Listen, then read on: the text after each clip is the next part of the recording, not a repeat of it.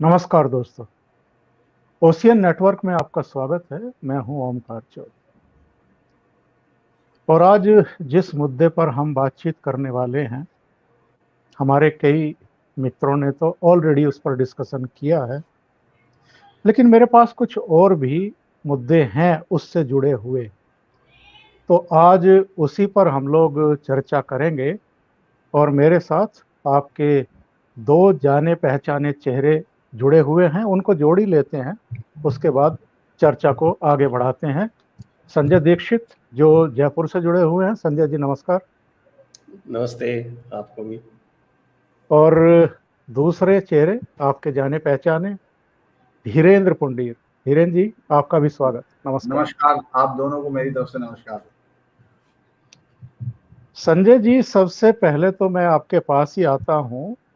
ये पिछले कुछ दिनों से योगी जी इस कदर निशाने पर क्यों आ गए हैं? उत्तर प्रदेश के चुनाव बहुत दूर नहीं रह गए हैं इसलिए, या कोई और वजह है? कोरोना काल तो एक बहाना है, लेकिन निशाने पर योगी जी हैं, और न केवल विरोधी दलों के बल्कि जो लुटियन मीडिया है उसके भी, सोशल मीडिया पर भी झूठी सच्ची तमाम तरह की कहानियां गढ़ी जा रही हैं। वो फेक न्यूज चलाई जा रही हैं जिनके कोई सिर पैर नहीं है। और मेरे विचार से तो भारत के अकेले चीफ मिनिस्टर हैं जिन्होंने इस कोरोना काल में करीब करीब हर मंडल में या हर जिले में जाकर के समीक्षा बैठकें भी की हैं। जो कमी बेसी थी उनको भी पूरी करने की कोशिश की है, और नतीजा सामने है।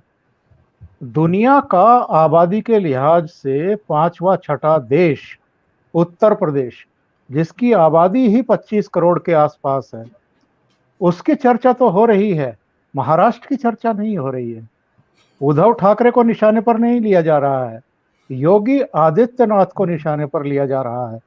तो इसके पीछे की मानसिकता क्या है, मकसद क्या है?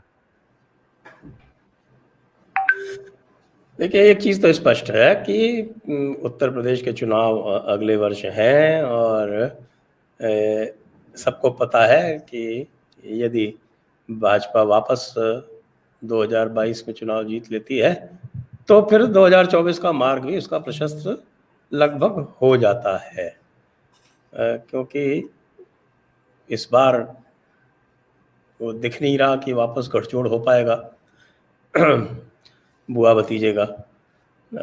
जी। ज़्यादा से ज़्यादा यूपी के लड़कों का संयोग हो सकता है, तो यूपी के लड़कों से बात बननी नहीं, उनका वही हश्र होगा जो पिछली बार हुआ था। बिल्कुल। बुआ भतीजा का कोई वो दिख नहीं रहा, क्योंकि दोनों मुख्यमंत्री के दावेदार हैं और मायावती मानती हैं कि उनका कद जो है वो अखिलेश से कहीं बहुत बड़ा है। जी जी। तीसरा ये हो गया कि दुर्योग से अब अजीत सिंह जी भी नहीं रहे। तो अजीत सिंह जी नहीं रहे तो लोगों को लग रहा है कि साहब कि ये स्पेस जो है ये कहीं भाजपा ले नहीं जाए, क्योंकि भाजपा के पास काफ़ी अच्छे नेता हैं उस क्षेत्र में। तो इस सब को लेते ये तो स्वाभाविक था कि जो विरोधी पार्टियां हैं वो इसको टारगेट करती, और जी इसकी जो पहली सुगबुगाहट आप देखें तो इसकी पहली सुगबुगाहट आई भी उन क्षेत्रों से थी जिनको हम कह सकते हैं कि भाई बेगानी शादी में अब्दुल्ला दीवाना, यानी कि कांग्रेस वाले जो पत्रकार हैं, कांग्रेस बीट के पत्रकार या कांग्रेस के बिल्कुल जिनको मानते हैं कि चाटुकार पत्रकार हैं, वहाँ से चली। मैंने सबसे पहले यहाँ एक पत्र निकलता है राष्ट्रदूत जो राजस्थान में ही चलता है, उसमें सबसे पहले देखिए ये बात होगी लगभग 3 हफ्ते पुरानी। जी जी। और मैंने उसकी कटिंग लेके और अपने ट्विटर अकाउंट पे भी विदाउट कमेंट डाली थी। तो लोगों की यही प्रतिक्रिया आई थी कि अरे ये रेणु मित्तल, ये तो इसका भाजपा से क्या लेना देना, इसको तो भाजपा के बारे में कोई जानकारी होती ही नहीं। तो जो भी जानते थे तो निश्चित रूप से उनको खबर परोसी गई है कहीं ना कहीं से। और चूंकि उनके संपर्क में, जहाँ तक मेरे विचार में, जो भी मैं जानता हूँ, क्योंकि मैं जो भी यह पत्रकार है राजस्थान से संबंधित या राजस्थान के बारे में समाचार लिखते हैं उनको मैं जानता ही हूँ। तो मुझे अच्छी तरह से पता है कि रोनू मित्तल जी का कोई संपर्क ऐसा नहीं है भाजपा में जो उन्हें अंदर का समाचार दे सके। तो निश्चित रूप से किसी भाजपा वाले ने कांग्रेस को परोसी, कांग्रेस वालों ने इनको देकर चलाई। तो अब हर पार्टी में, हर बड़ी पार्टी में अंदर की तो थोड़ी बहुत उठापटक होती ही है। निश्चित रूप से योगी जी को उनकी जो कार्यशैली है उससे बहुत सारे लोग त्रस्त होंगे। ये कार्यशैली हमारे, जैसे मैं बताता हूँ, अंतर बता देता हूँ। आज की बात है जी जी। आज या कल की बात है यहाँ राजस्थान की।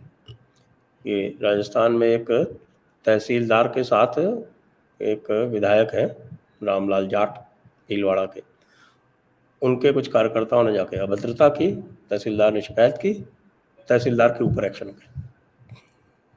बताइए। और उसको अवेटिंग पोस्टिंग ऑर्डर कर दिया गया। और ये पहली घटना नहीं है, इस तरह यहाँ लगातार होता है। यानी कि एक तरह से आप देखें, मैं कई तो बार इसको जो है वो बड़े परिप्रेक्ष्य में लेके ये देखता हूँ कि ये जो हमारा जो प्रजातंत्र है, विशेषकर से ये जो आपके संसदीय प्रणाली है, इसने सिर्फ एक तरह के सामंतवादियों को दूसरी तरह के सामंतवादियों से रिप्लेस कर दिया। कई जगह पे, विशेषकर आप उत्तर प्रदेश में तो देखते सबसे अधिक था कि जो विधायक होता था वो एक तरह से अपने क्षेत्र का सामंत ही होता था।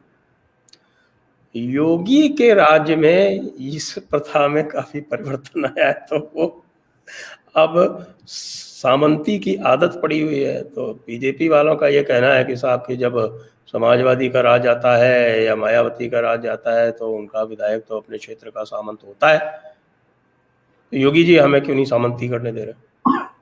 तो ये तो एक निश्चित रूप से एक व्यथा है, ये कार्यकर्ताओं की और जो हमारे सामंत विधायक हैं उनकी व्यथा है। हालांकि ये सब जानते हैं कि वो अपने बल पे नहीं जीते, अपने बल पे इनमें से जीते होंगे, धीरेन्द्र जी जानते हैं अच्छी तरह से, बल में कोई जीते होंगे तो जो जीते हैं उनमें से कोई 20% जीते होंगे। नहीं, उंगलियां ज्यादा हैं, जीतने वालों की संख्या कम है अपने दम पर। तो ये जो एक द्वंद्व चल रहा है योगी जी के, ये बिल्कुल आरंभ से चल रहा है और ये पहली बार संकट आया हो योगी पे, ऐसा भी नहीं है। आपको ध्यान हो कि एक बार जब 2 संसदीय उपचुनाव हारे गए थे, एक मुख्यमंत्री के क्षेत्र में और एक उप मुख्यमंत्री के क्षेत्र में, तब बड़ा ये बात हुई थी कि अरे साहब, और ये सब चीज़ों का विश्लेषण हुआ था और यही बात हुई थी कि साहब कार्यकर्ताओं की नहीं सुनी जाती, इसलिए कार्यकर्ता नहीं लगा, इत्यादि इत्यादि इत्यादि। और निश्चित रूप से जो शासन करती हुई जो पार्टी होती है, यदि वो किसी भी प्रकार का उपचुनाव हार जाए तो उसका एक महत्व होता है, उस परिणाम को बहुत ही गंभीरता से लिया जाना चाहिए। उपचुनाव के बारे में मेरा यही रुख रहता है कि यदि रूलिंग पार्टी यदि कोई उपचुनाव जीत जाती है तो उसका कोई महत्व नहीं है, लेकिन यदि रूलिंग पार्टी चुनाव हार जाती है, उपचुनाव, तो उसका महत्व है। तो असंतुष्ट धड़ा तो है, असंतुष्ट हर पार्टी में, बड़ी पार्टी में होंगे ही होंगे, और विशेषकर से राष्ट्रीय पार्टी में जो आपकी एक तरह से वंशानुगत पार्टी नहीं है, उसमें तो निश्चित रूप से होंगे। तो मुझे लग रहा है इसके कुछ आपके हो सकता है कि उनके कुछ पैरोकार ऊपर भी बैठे हों, तो इस तरह का ही मुझे लगता है। क्योंकि जो भी मैंने सूत्रों से बाद में पता किया कि बात है, हाँ निश्चित रूप से बदलाव तो है, लेकिन वो बदलाव संगठन के बदलाव की बात हो रही है और लोगों ने उसको लेकर योगी जी के बदलाव से जोड़ दिया। वैसे ये भी मैं आपको बता दूं कि यदि कहीं धोखे से योगी जी का बदलाव करने की सोच पे ले भाजपा, न केवल उत्तर प्रदेश से, पूरे उत्तर भारत से मिट जाएगी। बहुत महत्वपूर्ण बात आपने कही है। धीरेन्द्र जी, आप तो अभी बंगाल से होकर के आ रहे हैं और अभी उसकी थकान ही उतार रहे हैं। बंगाल में भी योगी जी की कुछ जनसभाएं हुई हैं अलग अलग इलाकों में। इससे पहले हमने देखा है जहां जहां भी विधानसभा चुनाव हो रहे हैं वहां योगी जी की डिमांड रहती है यहाँ तक के हैदराबाद के म्युनिसिपल कॉरपोरेशन के चुनाव में भी उन्होंने जाकर के सभा भी की थी, रोड शो भी किया था।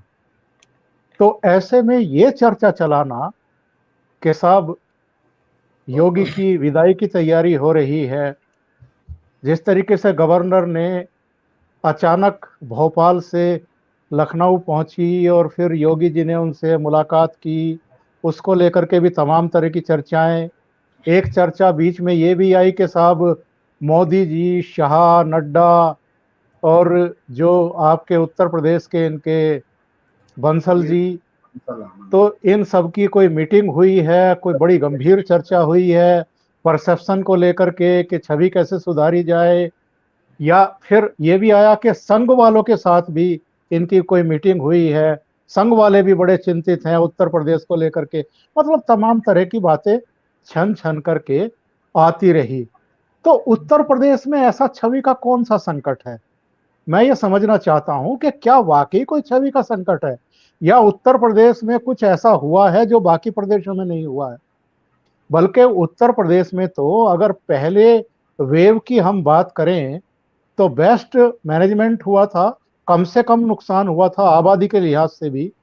सेकंड वेव में भी शुरू में जरूर थोड़ी अफरा तफरी की और इस तरह का माहौल देखने को मिला, और हाँ, बहुत सारे शमशान घाट में भी बहुत सारे शव पहुंचे, क्योंकि वो पूरे देश में ही एकदम एक ऐसा विस्फोट हो गया था कि 4-4 लाख रोजाना आने शुरू हो गए थे। लेकिन उसके बाद अगर हम देखें तो उत्तर प्रदेश में अब चीजें काबू में आती हुई दिखाई दे रही हैं। तो उत्तर प्रदेश में ऐसा अलग क्या हुआ है कि छवि की बात हो रही है और संकट अगर कोई दिखाई दे रहा है तो उसको टालने की बात हो रही है? ऐसा क्या हुआ? देखिए, हमको इसमें दो तीन चीजें एक पूरे ब्रॉड उस पर देखनी पड़ेंगी। मैं इसको सिर्फ योगी जी को इस उत्तर प्रदेश के दायरे में देखेंगे तो थोड़ा सा हम लोगों को, मुझे लगता है कई बार मिसकैलकुलेशन होती है, क्योंकि पूरे समय में इस पूरे कोरोना काल के बाद सबसे बड़ी ताकत के साथ हमला किया गया पूरी बीजेपी सरकार, पूरे प्रधानमंत्री नरेंद्र मोदी पर पूरी चोट की गई, पूरे सब चीजें। और उसके बाद आपने देखा होम मिनिस्टर या प्रधानमंत्री मोदी की बहुत कम जो एकदम अपीयरेंस है उसको लेकर भी सवाल उठने शुरू हुए।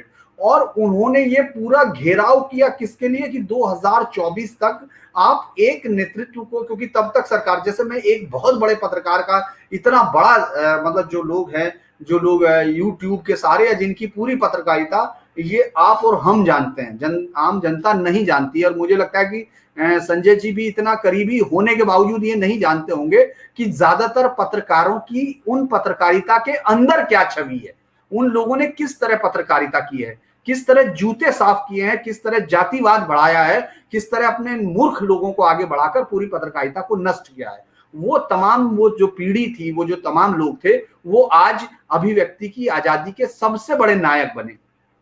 उन नायकों में से एक के कई सारे, मैं जब ट्वीट्स देख रहा था इस दौरान, तो उन्होंने इस बात को जोड़ा कि मोदी और योगी ये पूरे आने, हाँ, इनकी सरकार रहेगी लेकिन इकबाल चला जाएगा। उन्होंने, आप ये सोच के देखिए कि सरकार है, इकबाल चला गया, यानी उन्होंने ये मान लिया कि जनता अगर इनको वोट दे के लाएगी भी तो बिना इकबाल के होगी, यानी जनता मजाक करके इनको एक विदूषक के तौर पे चुनाव करेगी। मतलब ये इतनी पराकाष्ठा है ये नफरत की, ये आइडियोलॉजी से नफरत नहीं है, ये एक व्यक्तिगत विशेष से, पार्टी विशेष से नफरत है, उसका कोई लेना देना नहीं। तो पहले तो आप उसको देखिए कि ये इसलिए रखा गया कि शुरुआत की उन्होंने प्रधानमंत्री नरेंद्र मोदी से, तो वो दिल्ली की तरफ हुआ, वो 2024 में है।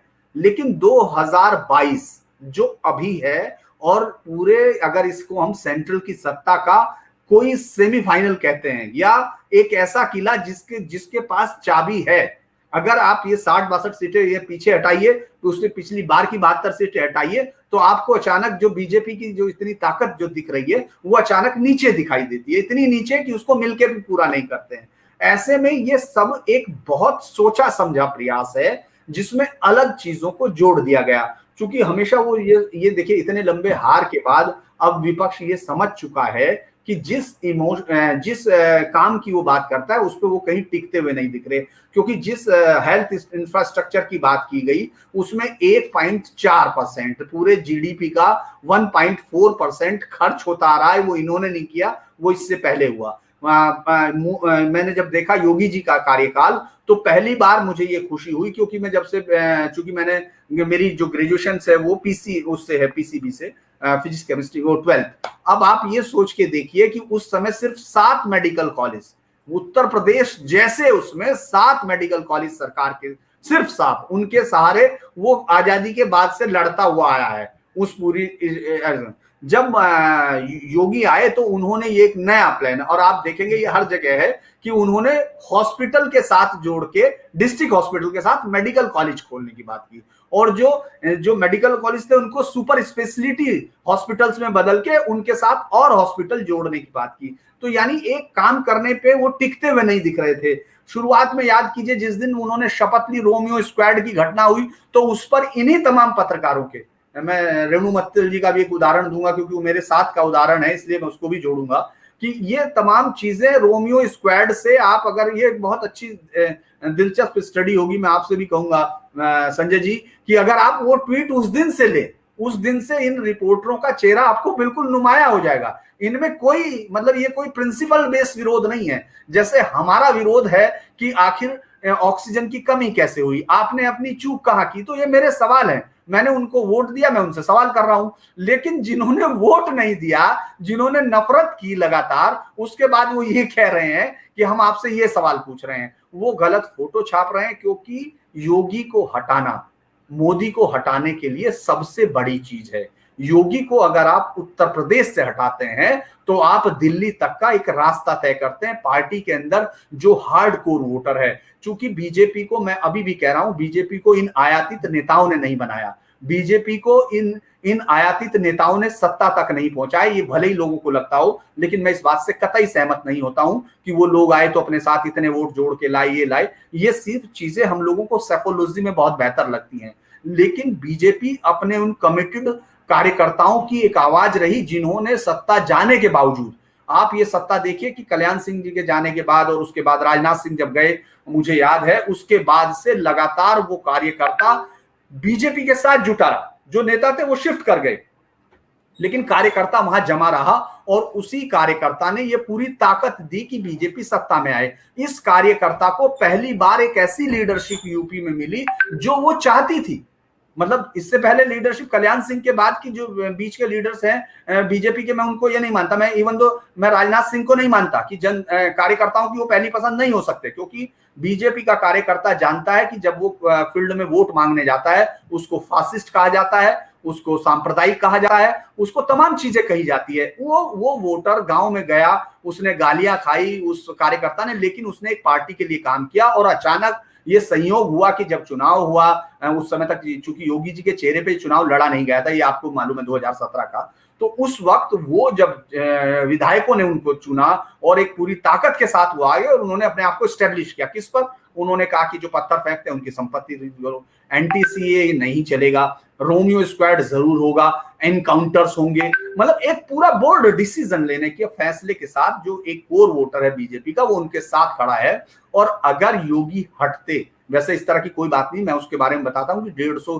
के करीब जो बीजेपी विधायक हैं उन्होंने उनकी कार्यशैली को लेकर सवाल उठाया जो अफसरों पर डिपेंड है। उनका ये कहना है, जो संजय जी कह रहे थे उसमें थोड़ा सा ऐड यही है कि उनका कहना यह है कि अफसरों पर डिपेंडेंट होकर चल रही है, और हमारे कार्यकर्ता जिनको मुझसे सवाल करना है, जिस विधायक को चुनाव में जाना है, लिहाजा उनकी बात सुनी जाए। और दत्तात्रेय होस बोले और सुनील बंसल और जो तमाम केंद्रीय लीडरशिप है, उसमें बहुत सारी चीजें उन पर चर्चा हुई, जिसमें ये कहा गया कि ये एक ऐसी चीज है जिस पर बात हो सकती है। बाकी तमाम चीजें उन 2 उप मुख्यमंत्रियों को लेकर भी हुई, जिनको आपको दिखेगा कि वो बहुत ज्यादा काम करने की बजाय, मतलब दिनेश शर्मा को तो मुझे याद करना पड़ता है कि एक और उप मुख्यमंत्री है यार, कौन है, रिकॉल करो। तो इस तरह से चूंकि आपको कोई मुख्यमंत्री रोकता नहीं है कि आप फील्ड में जाएं या काम ना करें या लोगों से ना मिलें, ऐसे शायद ही मुझे आज तक कभी मैंने सुना नहीं होगा कोई मुख्यमंत्री ये कह दे किसी उप मुख्यमंत्री को कि तुम फील्ड में मत जाना। तो इन तमाम चीजों को लेकर वो कंप्लीट पंचायत चुनाव के हार के बाद की जो एक जिस तरह की आशातीत सफलता चाहिए थी बीजेपी को, उस तरह की नहीं मिली। और इसके बाद हुआ ये मंथन था जो आने वाले चुनाव की तैयारी में था। लेकिन जिस रेणु मित्तल जी ने जो लिखा, वो राजदूत में उन्होंने क्या लिखा होगा मुझे अभी, मैं उस खबर पे नहीं जानता, क्योंकि ये संजय जी को मालूम होगा, वो वहां जिस होटल में रुकी थी, वहां उस होटल का किराया क्या था लोकसभा के चुनाव में। राजपूत होटल में रुकना मतलब कौन पैसा देगा। और ये सोचिए कि उन्होंने मेरे साथ हुई एक परिचर्चा में 2019 के चुनाव से पहले, वोटिंग से पहले दिन की थी, और उसमें उन्होंने कहा था कि इस पार्टी को 80 सीट आ जाएंगी तो मैं आश्चर्य मानूंगी। मैंने वो ट्वीट भी किया था। तो वो उनकी समझ इतनी थी।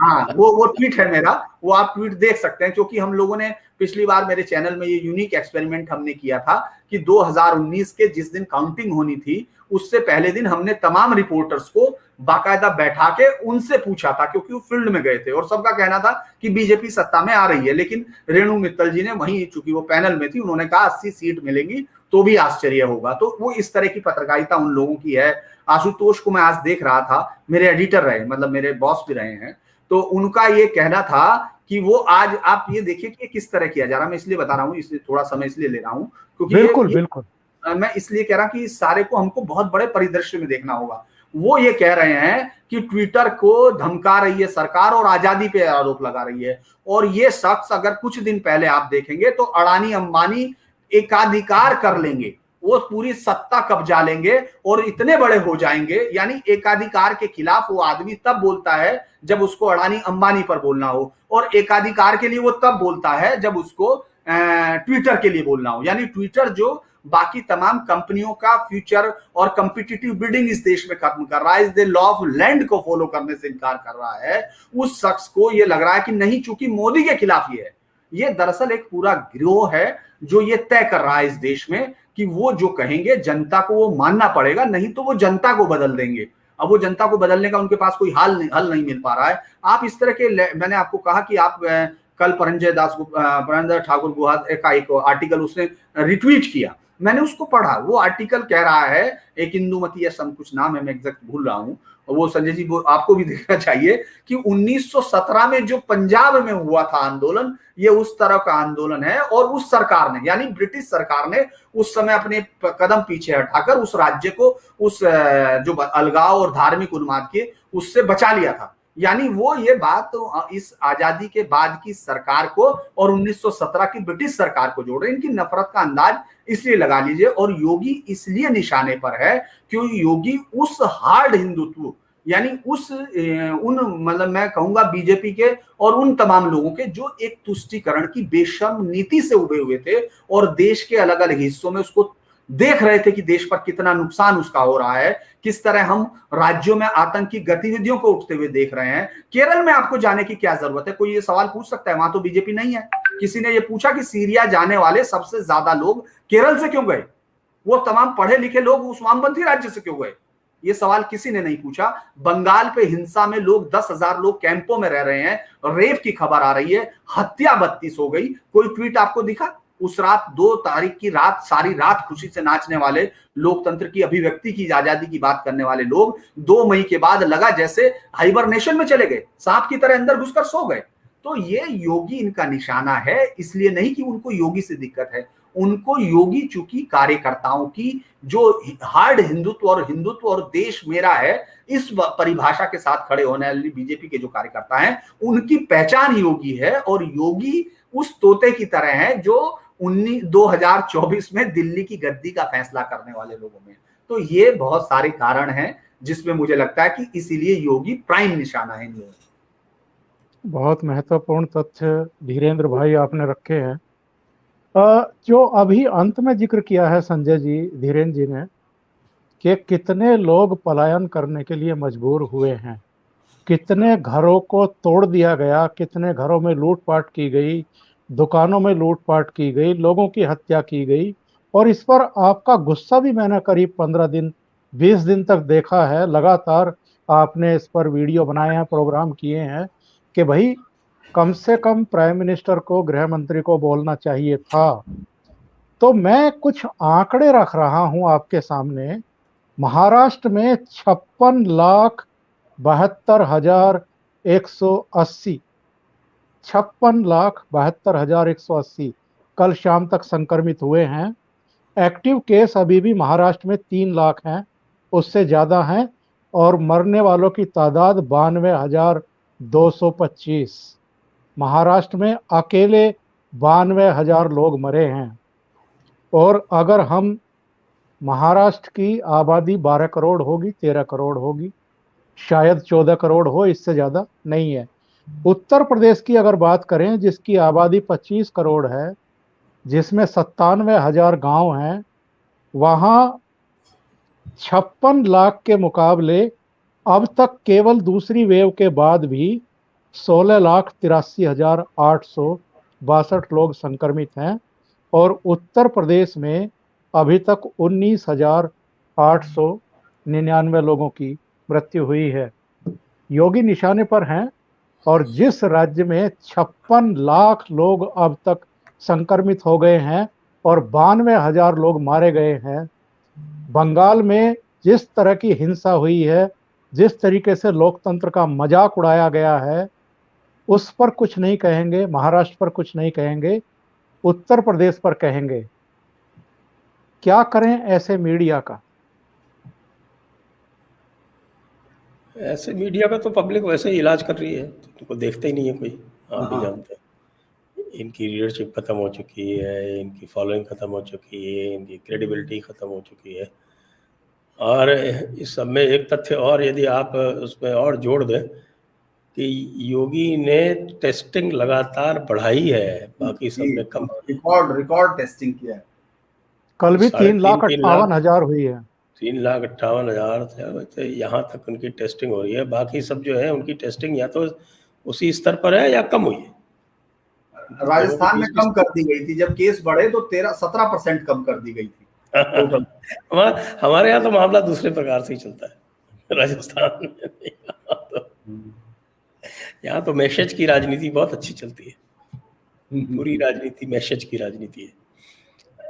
तो इसलिए जहाँ तक पत्रकारों की निष्पक्षता का प्रश्न है, उस पर तो किसी प्रकार का कोई संदेह है ही नहीं, 1% भी कोई संदेह नहीं है। बस उनका ये है, अब जिस प्रकार से पश्चिम बंगाल को ये प्रोजेक्ट भी करते हैं, वो भी बड़े आश्चर्य की बात है, इतनी खुशियां मना रहे हैं। अरे भाई, ये बात अलग है कि लोगों को लगा या भाजपा कार्यकर्ताओं को लगा या बाहर से लोगों को लगा कि भाजपा जीत सकती है, लेकिन तथ्य तो यही है कि भाजपा वहां पर कहीं पिछले चुनाव तक तो कहीं उसकी बात भी नहीं होती थी, एग्जिस्ट नहीं करती थी, एग्जिस्ट ही नहीं करती थी। तो 2019 के लोकसभा चुनाव के बाद तो वो एग्जिस्टेंस में आई है। बिल्कुल। तो उसको अपनी बड़ी भारी विजय मान लेना, ये स्वयं में एक मानसिक दिवालियापन का परिचायक है।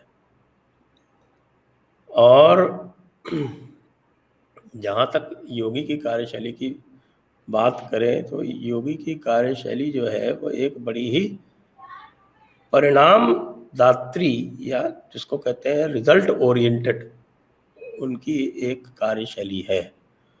और उस रिजल्ट ओरिएंटेड कार्यशैली में वो किसी प्रकार की बाधा को सहन नहीं करते हैं। और यही रिजल्ट, क्योंकि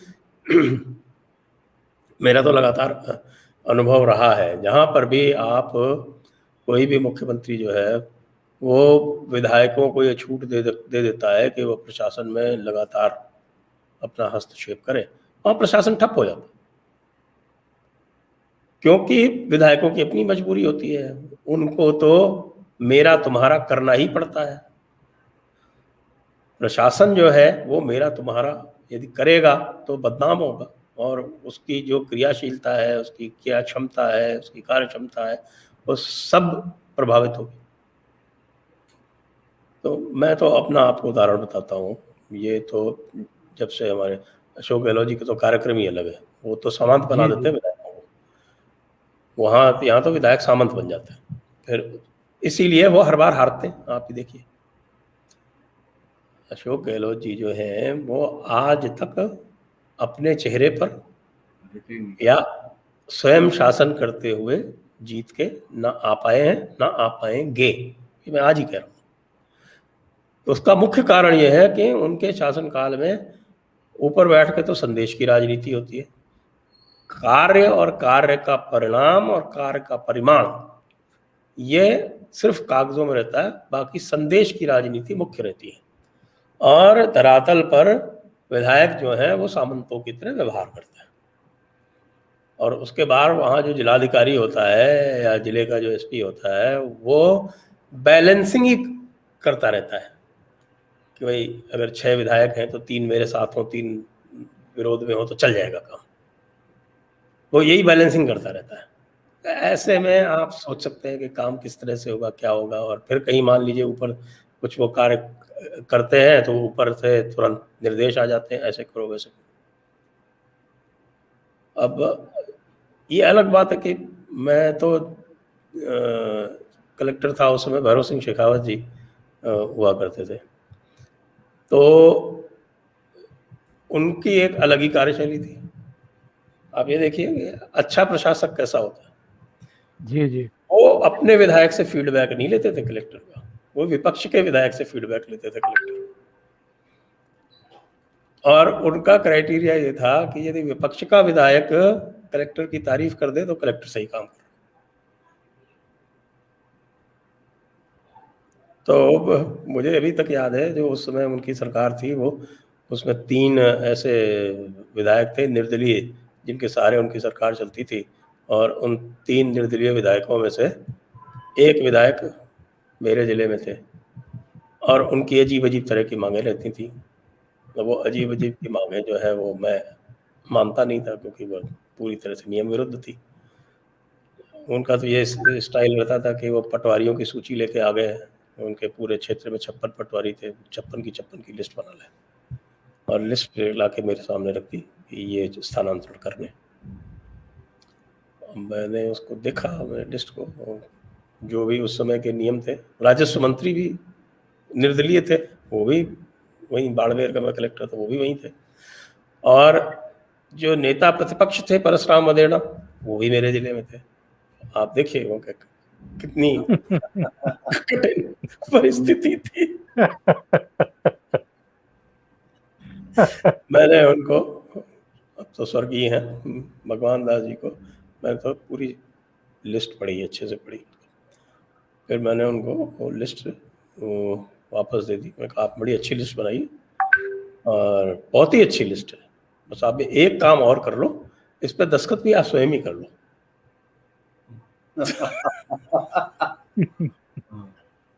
सब तो आपने लिख दिया, नाम कहाँ से कहाँ को, और सब कुछ आपने जब कर ही दिया तो आप दस्तखत करके जारी कर दो। तो वो देखने लगे मेरी तरफ, यही है, जब आपको ही सब कुछ कर रहा है तो आप ही करो फिर। और मैं बात कर लेता हूँ, निर्देश निकाल देंगे कि आज के बाद जो है विधायक अपने हस्ताक्षर करके लिस्ट निकाला करेंगे। ये आदेश ले आओ और निकाल लो, मुझे कोई आपत्ति नहीं। बिल्कुल। लेकिन मैं आपको ये बताऊं कि हमारे यहाँ कम से कम ये कहाँ नहीं होता था, ये भी बता देता हूँ।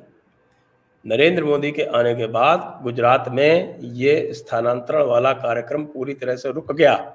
तो जो लोग आज योगी पे दोषारोपण कर रहे हैं, मैं उनसे कहूंगा कि वो 2002 से और 2013 तक नरेंद्र मोदी का कार्यकाल गुजरात में देखें कि क्या कोई विधायक अपनी मर्जी से ट्रांसफर करवा सकता था। वहाँ सब कुछ नियमानुसार होता, ये योगी कर रहे हैं। तो मैं तो कह रहा हूँ योगी बिल्कुल मोदी का अनुगमन कर रहे हैं। अच्छा प्रशासक इसी को कहते हैं। लेकिन गुजरात में मुझे लगता है इतनी अधिक राजनीति नहीं होगी लोकल स्तर की जितनी यहाँ होती है। दूसरा, अभी धीरेन्द्र जी ने कहा वो पंचायत चुनाव वाला, वो पंचायत चुनाव में तो मैं तो जो भी आकलन है उनसे सहमति नहीं हूँ। मुझे पता है कि पंचायत चुनाव जो है वो जब सिंबल पे होते ही नहीं है तो एक एक आदमी को 3-3 पार्टियां क्लेम करती हैं, ये तो एक बहुत सामान्य सी बात है। दावा अलग अलग होता है, सबके दावे अलग अलग होते हैं। बिल्कुल। पिछली बार 1500 का दावा था समाजवादी पार्टी का, तो समाजवादी पार्टी तो मुझे तो ये आश्चर्य है कि इस बार 1500 का दावा क्यों नहीं कर रही।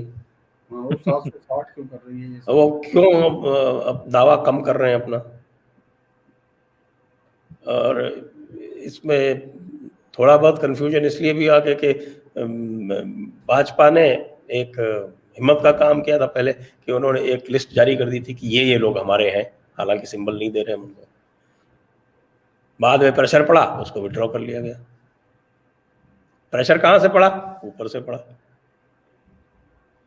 ये योगी जी ने ये हिम्मत बांध के ये काम किया पहली बार कि उन्होंने अपनी एक लिस्ट जारी की, ये लोग हमारे हैं, और बाद में ऊपर से प्रेशर पड़ा के केंद्रीय स्तर से उसको विड्रॉ कराया गया।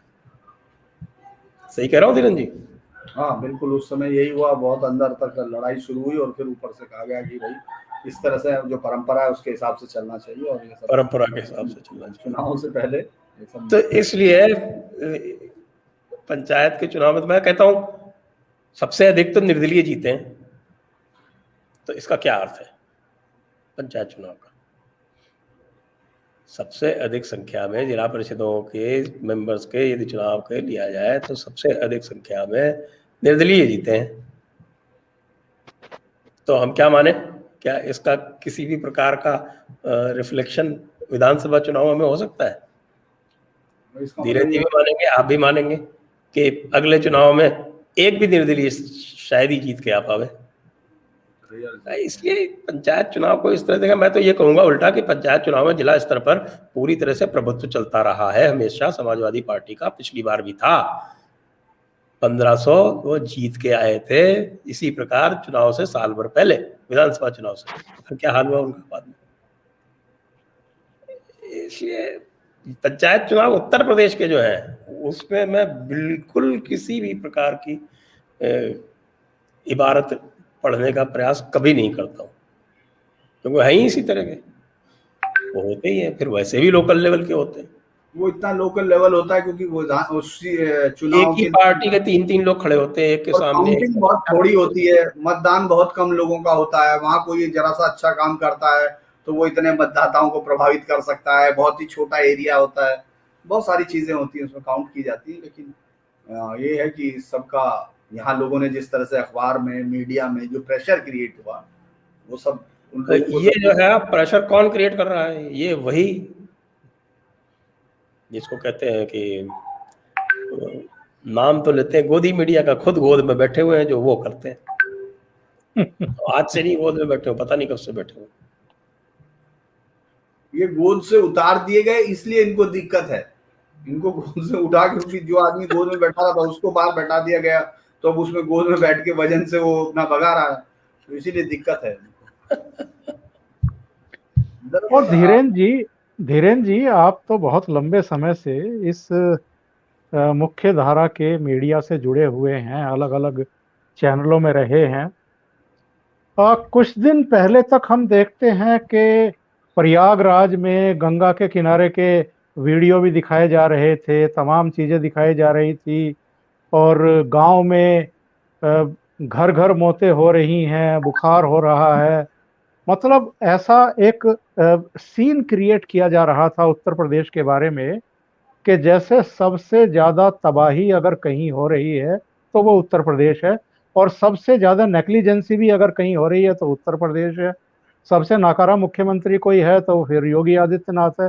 ये फिर 3-4 दिन के भीतर ऐसा क्यों हुआ कि उन्हीं चैनलों के संवाददाता योगी जी के साथ साथ घूम रहे थे माइक और कैमरा लेकर के, और दिखा रहे थे कि योगी जी इस अस्पताल में जा रहे हैं, उस रोगी से मिल रहे हैं, उस डॉक्टर से बात कर रहे हैं, बड़ा अच्छा काम कर रहे हैं, अकेले योगी जी हैं जो इतना तप कर रहे हैं। ये 4 दिन के भीतर ऐसा क्या खेल हो गया कि जो चैनल उनके खिलाफ कैप्सूल दिखा रहे थे बना बना करके 10-10 मिनट के, 15-15 मिनट के, अचानक उनका हृदय परिवर्तन हो गया। ये क्या खेल है अंदर का? देखिए, बहुत सारी चीजें मुझे लगता है कि मीडिया के लिए भी बहुत सारी चीजें इस तरह की होती हैं कि वहाँ हर चीज एक तरीके से गवर्न नहीं होती, बहुत सारी चीजें प्रेशर में होती हैं, बहुत सारी चीजें अलग तरीके से होती हैं। अगर इसमें देखें तो बहुत सारे फैक्ट को भी ढूंढना होता है, जो फैक्ट उस समय प्रेशर में अलग होते हैं। क्योंकि जिस सबसे ज्यादा बड़ी लाशों की जो संख्या दिखाई गई थी, वो लाशों की संख्या इलाहाबाद के श्रृंगेरपुर पर है। श्रृंगेरपुर वही जगह है जहां से भगवान श्री राम ने गंगा पार की थी। तो लोगों ने हालांकि उस पर जिक्र नहीं किया, मुझे लगा, मैं देखने भी लगा कि भगवान राम की ये जगह है, लेकिन लोग वो ये चीज देखने से भूल जाते हैं कि वहां ये परंपरा है। 2018 चूंकि ये एक फोटो दैनिक जागरण के पत्रकार में छापा, मनोज या समकर के नाम है उसका, उसी ने कन्नौजिया, हाँ कनौजिया, उसने 2018 में भी यही फोटो लिया था।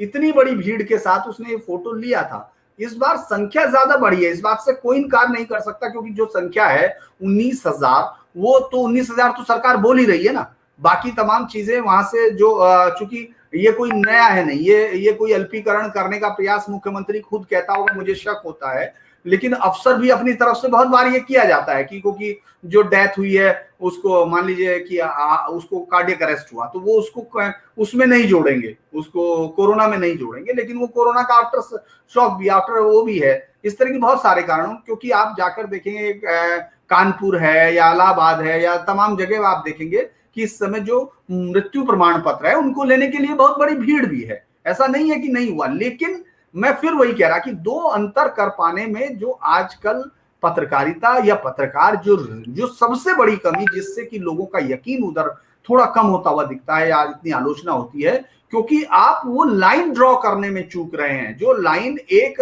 आदमी अपने नेता से इसलिए कर रहा है क्योंकि उसको उससे उम्मीद थी या ये उसकी जिम्मेदारी थी, लेकिन आप जो दूसरे लोग हैं उसको उठा के नफरत उसके अंदर घुसा के उससे ज्यादा एग्जिजरेट कर रहे हैं। जैसे कि इन फोटोओं को न्यूयॉर्क टाइम्स में छपवा दिया गया और फिर 6 विशेषज्ञ अचानक एक पता नहीं 1.5 के साथ डेथ के फॉर्मूले के 6 लाख, 18 लाख और फिर 42 लाख जाते हैं। अगर हम उसी रेट शो के साथ उस न्यूयॉर्क टाइम्स से पूछते हैं कि न्यूयॉर्क में मरने वालों की संख्या कितनी है, तब वो एक भी बात नहीं बोलेगा, क्योंकि हम लोगों के अंदर से ये गुलामी की मानसिकता अभी तक निकली नहीं है कि उन्होंने जो कहा वो सच होगा। यानी वो लोग जो कह रहे हैं, क्योंकि उनके हिसाब से अगर हम ये सेम फॉर्मूला उन पर अप्लाई कर दें तो सिर्फ और सिर्फ न्यूयॉर्क में मरने वालों की तादाद 2.5 लाख से ज्यादा होनी चाहिए, 2.5-3 लाख, मतलब न्यूयॉर्क में मरने चाहिए इतने लोग उस फॉर्मूले के हिसाब से। तब वो फॉर्मूला, तब वो खामोश हो जाते हैं, क्योंकि उनके लिए किसी एक्सपर्ट को या गुलाम को टिप्पणी नहीं करनी साहबों पे। और जो लोग अभी कहते हैं कि ये सरकार बिजनेसमैन के इशारों से चल रही है, उनके इशारों पे चल रही, वो उनको ट्वीट कर देते हैं, क्योंकि आपको जो चीज आपके मुफीद हो रही है, और इसमें आपको एक बहुत सारी चीज ये दिखेगी कि आप शर्जील उस्मानी या इन तमाम लोगों को जो एंटी इंडियन कंटेंट के साथ है, जो आप उसको उस बयान को सुनेंगे तो वो बयान साफ तौर पे 153 एक जो दो समुदायों के बीच की घृणा है वो साफ है, उसमें कोई मतलब आप उसमें कोई कंफ्यूजन ही नहीं है, आप उसको बराबर रख रहे हैं। आप ये सोचिए कैसी मानसिकता है कि आप योगी को एक ऐसे संत के तौर पर दिखाने की कोशिश कर रहे हैं जो लाशों के साथ खेलता है, जो इस तरह आप उन सबके वो देखिए, मतलब मैंने कहा जनता का गुस्सा अलग होता है। जनता, भाई आप घर में बच्चे का गुस्सा अपने पिता से भी होता है, सब लोगों से होता है ना, गुस्सा अब मेरा आपसे भी हो सकता है किसी चीज को लेकर। हम लोग अभी यही किसी मुद्दे पर बहुत एक दूसरे के साथ तनाव कर सकते हैं, लेकिन उसको यही लिख दे, अगली हेडिंग ये बना दी जाए कि उनके बीच में हुआ झगड़ा, उन्होंने किया ये, तो ये उस तरह की फीडिंग है। और जिस तरह से योगी आदित्यनाथ चूंकि मुख्यमंत्री हैं तो उनके साथ हर कोई जाना चाहेगा, इसमें कोई शक नहीं है, भाई वो कोई भी चैनल हो, चूंकि वो योगी आदित्यनाथ उनको जनता अभी भी देखती है, वो टीआरपी भी है, ये भी है। और टीआरपी कब होती है? जब जनता आपको देखना चाहती है।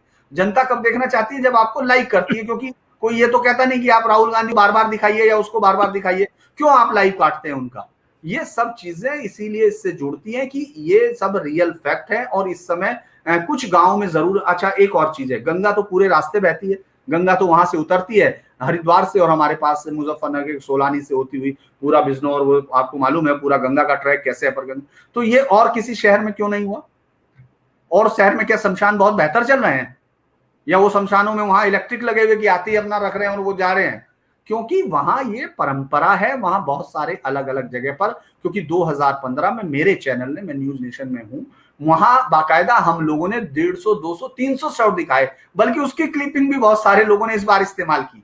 मतलब ये चूंकि वहां शव बहा देने की परंपरा है, खर्चा है, पैसा है, डेथ हुई है, लेकिन उनको एग्जिजरेट करके इस पूरे मसले को धुंधला करके और इसके बीच में चाहे वो जिहादी मानसिकता हो, चाहे वो नफरत वाली मानसिकता हो, और चाहे वो एक ग्रुप से पेड जो पत्रकारिता इस समय है उसका एक सहारा है, क्योंकि किसी भी तरह से आप ये सोचिए कि जिस विपक्ष की हम हिमायत करें, सड़क पर उतरकर कौन आपको यूपी में दिख रहा है? मैं यूपी की बात करता हूं, यूपी में हम लोग सिर्फ बात करेंगे। आपको ट्वीट के अलावा कौन सा लीडरशिप इस समय सड़क पर दिखाई दी? एक बताइए। जातीय समीकरणों के साथ सिर्फ सत्ता में आने के जुगत भिड़ाते हुए नेता कभी भी इस तरह की लीडरशिप का सामना नहीं करते हैं जो जातीय सीमाओं को तोड़ के आती है। सिर्फ दो ही पार्टियां इस तरह की हैं, जिसमें दुर्भाग्य कहिए या सौभाग्य या जो भी कहिए, वो एक कांग्रेस है और दूसरी बीजेपी है, जो जब तक जातीय समीकरणों को नहीं उधेड़ती है तब तक वो सत्ता तक पहुंचती नहीं है। तो ये दिक्कत ये है कि इस समय योगी वहां उनको ऐसा दिखते हैं। उन्होंने शुरुआत की टायरेडगी, और तमाम जगह पर ऐसा नहीं है कि एक दिक्कत भी है, संजय जी उसको अपने प्रोग्राम्स में कई बार दिखा चुके, क्योंकि वो उस तरह के प्रोग्राम्स को पूरा डिटेल्ड देते हैं, जिसमें यह है कि जैसे ही आपको एक बेहतर और विद्वान होने की कोशिश करनी है, जैसे ही धीरेन्द्र पुंडीर को अपने ऊपर विद्वता का वो लगवाना है कि मैं विद्वान पत्रकार हूं, तो मुझे लेफ्ट ओरिएंटेड होना होगा, मुझे उस तरफ रहना होगा। उसके लिए जरूरी है कि मैं एक पार्टी को फासिस्ट करार दूं, मैं संघ को नाजी बना दूं, है ना। मतलब आप ये सोचिए कि किसी एक को कहीं भी आपके पास कोई उदाहरण नहीं है कि दुनिया के किसी हिस्से में जाके हिंदुस्तान से किसी भी आदमी ने बम फोड़ा हो। हम लोगों ने वहां उन अंग्रेजों को मारा है, तो उधम सिंह ने मारा, मदन ढींगरा ने मारा, या तमाम लोग, तो हमने हमारी आजादी के लिए मारा, हमने कभी किसी को मारने के लिए नहीं मारा। हमारे यहीं से सीरिया पहुंचने वाले लोग, ऐसा नहीं है वो कहां से गए, वो केरल से गए। मैं फिर बार बार कह रहा कि आप अंतर देखने की कोशिश कीजिए, जिसको आप सबसे एजुकेटेड स्टेट बता रहे हैं, जो सबसे ज्यादा 100% लिटरेसी रेट है, जहां की इकोनॉमी यूपी से बहुत शानदार है, जैसे आप महाराष्ट्र की देख रहे हैं, क्योंकि महाराष्ट्र का जो हार है वो यूपी से बड़ी हार है, क्योंकि महाराष्ट्र में पैसे क्या, इकोनॉमी उनकी बीएमसी का बजट देखिए आप कितना बड़ा होता है। अगर मुंबई जो नगर पालिका, उसका बजट ही आप देख रहे हैं मुंबई का, वो कितना बजट है, लेकिन उसके बावजूद वो हारते हैं। फिर मैं ये कहने की कोशिश कर रहा हूं कि बार बार कि ये एक खास वजह से जो शुरुआत की गई उसमें वो लोग शामिल थे जो किसी भी कीमत पर योगी पर डेंट लगा देना चाहते हैं। वो चाहते हैं कि योगी गिरेंगे तो यहां से, चूंकि मैं उसके लिए कह सकता हूं, मैंने अभी कहा, मैं इस बात में कभी हिचकता नहीं, हालांकि इस बात को तो लोग शायद सही न मानते हो, लेकिन मैं नहीं मानता हूं कि राजनाथ सिंह जन नेता है। उनकी कोई जनता की इमेज मुझे नहीं लगता, क्योंकि इससे पहले वो नकल विरोधी अध्यादेश आपके समय में, बल्कि आप हम स्टूडेंट रहे, लेकिन आप शायद उस समय पत्रकारिता में होंगे, उसके अलावा उनके पास कोई थाती नहीं है। उससे पहले वो चुनाव लड़कर जीत के नहीं आए, वो राज्यसभा उससे विधान परिषद से चुनाव में आते थे, तो उनको किसान नेता क्रिएट किया। क्योंकि जर्नलिस्ट है, मैं जब भी मुझे लिखना होगा तो मैं, आप धीरेन्द्र पुंडीर के लिए क्या लिखेंगे, आप बोलते हैं कि ये वेल नोन है, पता नहीं मुझे जानते भी या नहीं लोग, लेकिन एक मेरे लिए लिखना पड़ेगा। जैसे संजय जी हैं तो उनके लिए हमको लिखना पड़ेगा, ये मतलब ये कटसी भी है। हालांकि संजय जी को जानते हैं, मुझे जाने नहीं जाने, लेकिन मैं सिर्फ ये कहने की कोशिश कर रहा हूं, मैंने पत्रकार के नाते भी कहा, देखिए कह दिया ना अचानक ही आके, तो वही हमारी दिक्कत है। इसीलिए हम लोगों ने उनको लिखा कि ये किसान नेता है। आप देखिए कि किस तरह से इस पूरी पॉलिटिक्स में ये कोशिश की गई कि मोदी जो है राजनाथ सिंह को आगे नहीं कर रहे, किसानों से बात नहीं करने दे रहे।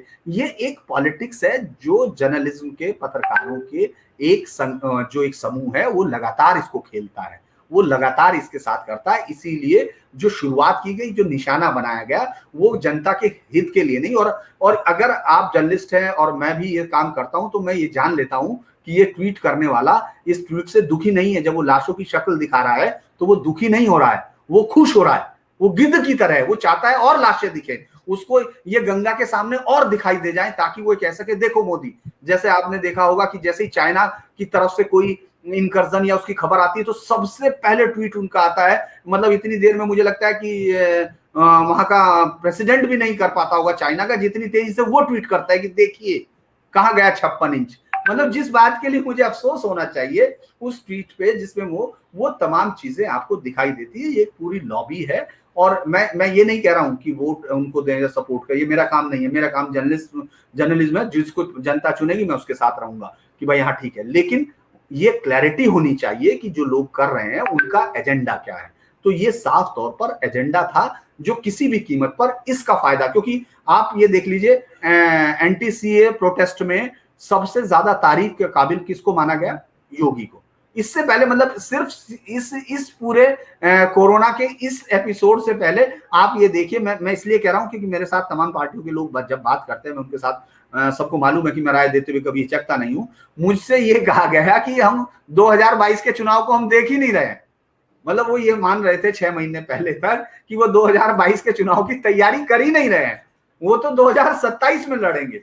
और वो अचानक इस तरह, तो ये एक मौका है जब राष्ट्र के सामने इस तरह की अनप्रेसिडेंटेड स्थिति आती है, तो जो लोग इंतजार करते हैं, गीद को इससे कोई मतलब नहीं। संजय जी को मालूम है जब 1940 के डायरेक्ट एक्शन डे पे जो एक इंग्लिश रिपोर्टर ने लिखा था कि गीदों के मुंह से भी खाना बाहर निकल आया, इतनी लाशें उन्होंने नोची। 15,000 कत्ल जो हुए थे उस समय डायरेक्ट एक्शन डे में कोलकाता की सड़कों पर, कि गीधों के मुंह से खाना निकल आया। ये उसी तरह की हालत है। ये महामारी में जो है, ये महामारी में अपने लोगों को खा के बाहर निकलने वाली हालत है, मुझे ऐसा लगता है।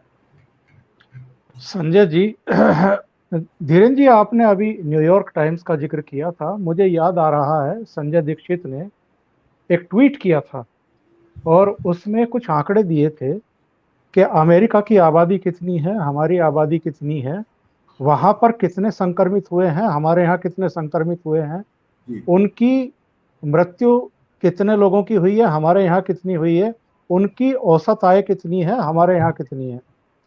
कल शाम तक का मैं यूनाइटेड स्टेट का एक आंकड़ा बता रहा हूँ, 3,39,99,000 से ज्यादा संक्रमित हो चुके, 3,33,00,000 से ज्यादा।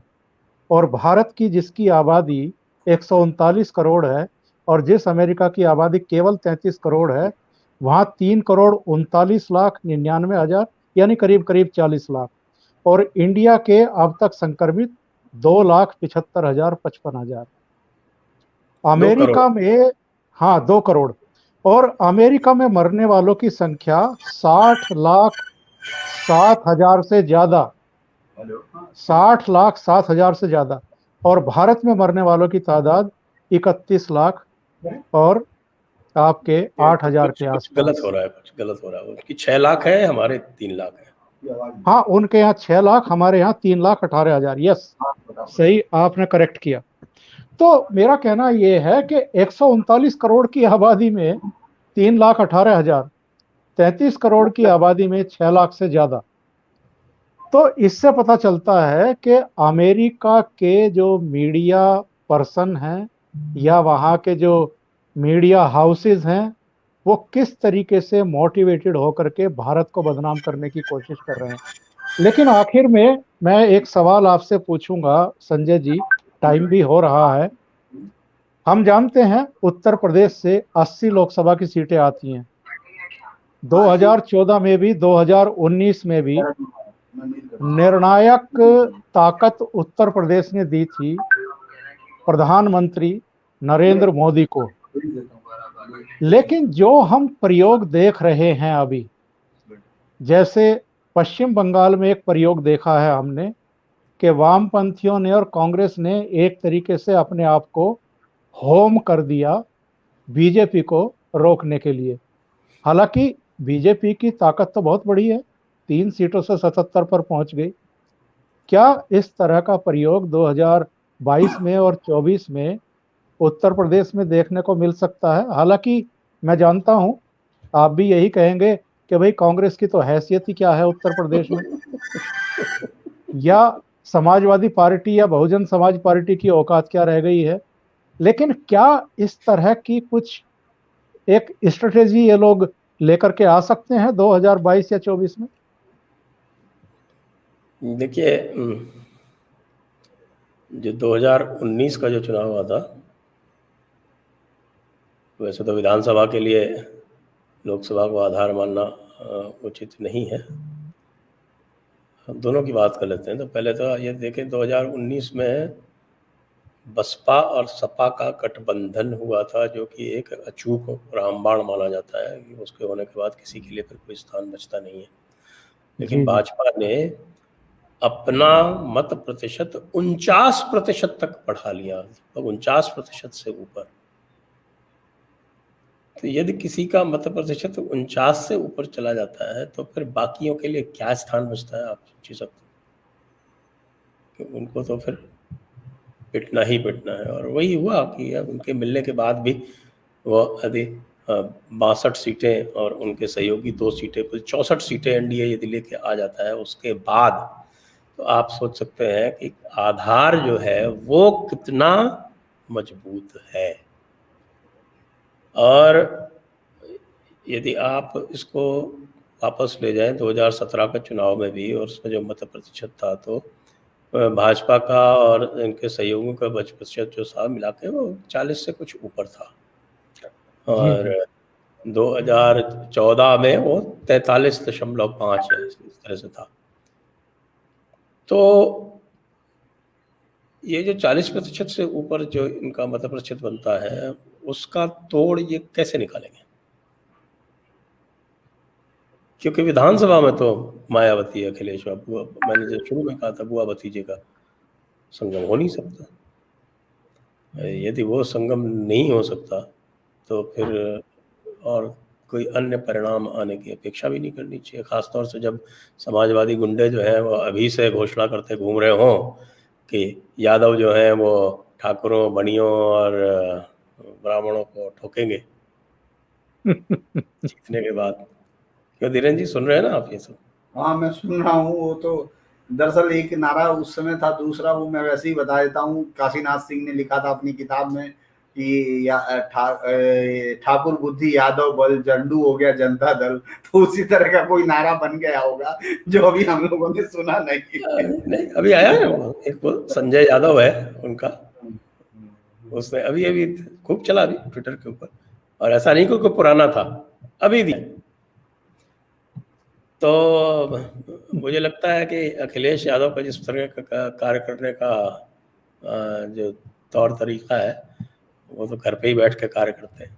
जितने दिन मुख्यमंत्री थे उतने भी घर पे बैठ के कार्य करते रहे, वही उनकी स्टाइल है, रॉयल स्टाइल है। मायावती ने तो बिल्कुल निकलना ही बंद कर दिया है, वो ही सिर्फ फ़ोन से, मोबाइल से ही काम चला रही है। और राहुल गांधी तो हम चाहते हैं कि वो आए और वहाँ पर प्रचार करें, उससे तो भाजपा को फायदा ही होना। तो सबसे बड़ा जो मुझे लगता है इनके साथ में जो ट्रम्प कार्ड है वो जो विरोधी पक्ष है वो स्वयं है। जी जी जी। और धीरेन्द्र जी, आखिर में अगर हम इस पर टिप्पणी नहीं करेंगे, जो ये आंदोलन जीवी इतना पसीना बहा रहे हैं पिछले 6 महीने से, तो मुझे लगता है कि चर्चा पूरी नहीं हो पाएगी। इसका जो टारगेट है वो तो 5 चुनाव जो अभी हुए हैं और 5 चुनाव जो 2022 के शुरू में होने हैं, उन सबको लेकर के ही बैठाया गया था इनको। तो राकेश टिकैत का, चढ़ूनी का, राजेवाल का, दर्शनपाल का, योगेंद्र यादव का क्या होगा? क्योंकि ये ऐसे तो बैठे नहीं हैं, कुछ ले दे करके ही बैठे हुए होंगे। दरअसल बड़ा इंटरेस्टिंग होगा ये देखना कि ये धरना उठेगा कैसे, मतलब ये लोग जाएंगे कैसे, क्योंकि जिस उसके लिए आए थे वो तो चीजें बहुत सक्सेस हो नहीं पाई, क्योंकि बंगाल की जीत का दावा बीजेपी के अलावा दूसरे तो सब नहीं सोच रहे थे बंगाल में जीतेंगे। या हम लोग जो फील्ड में जाकर देख रहे थे, हमको लग रहा था जो जनता उनके साथ खड़ी है और जो 2019 का माहौल है उसको हम लोग देख रहे थे, तो हम लोग जो एसेस कर रहे थे उसके अलावा तो बीजेपी की जीत का नहीं। आसाम वो जीत ही रहे थे, आसाम में हराने का एजेंडा था। और इन किसानों को तमिलनाडु में कोई पूछता नहीं, इनमें से किसी भी एक आदमी को वहां का किसान संगठन नहीं पहचान पाएगा कौन है, भले ही आप रोते हुए कितने पोस्टर लगा दीजिए राकेश टिकैत के। इसके अलावा फिर आपको केरल में किसी ने नहीं पहचाना, आपको किसी ने बुलाया नहीं। आप मतलब वहां तो ममता बनर्जी ने आप पर ये एक एहसान कर दिया कि आप पहुंचे तो आपको टिकट विकट जो भी दिया गया होगा, या डोला सेन ने आपका स्वागत किया। फिर आपको वहां ये 1000 लोगों की उस भीड़ में 1000 लोग आप लेके गए हुए थे ट्रक भर के पानियों के साथ, तो आपको वहां समझा होगा।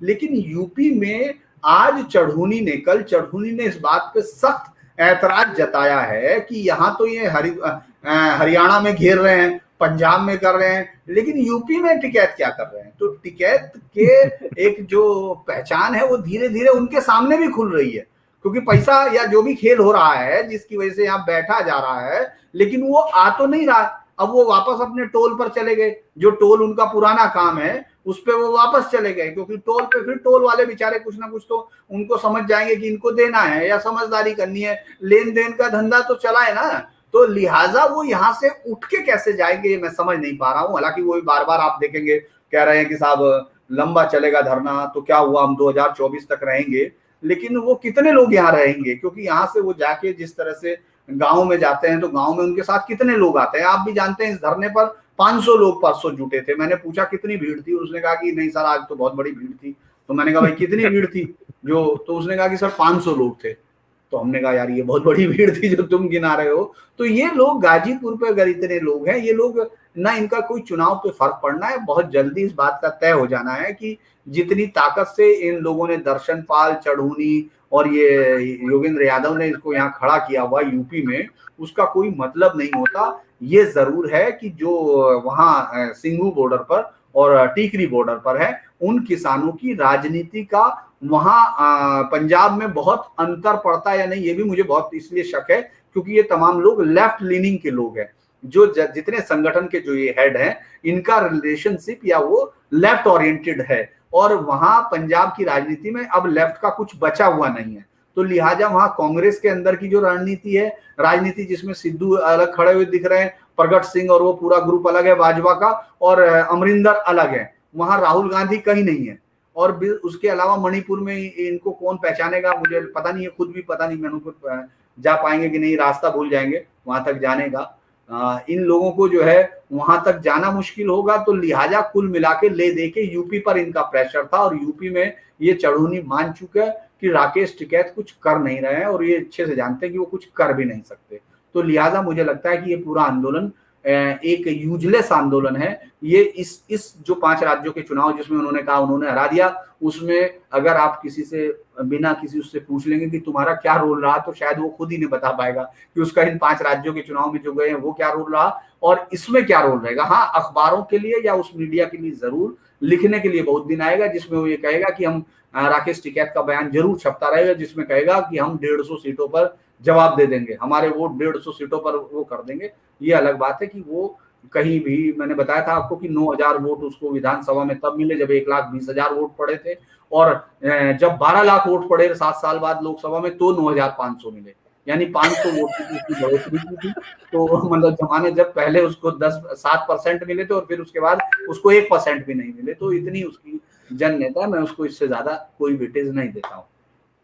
संजय जी आखिर में कुछ कहना चाहेंगे इस पे? मेरे हिसाब से किसान आंदोलन का मरसिया पढ़ दिया है धीरेन्द्र जी ने। इसी के साथ समाप्त कर देते हैं।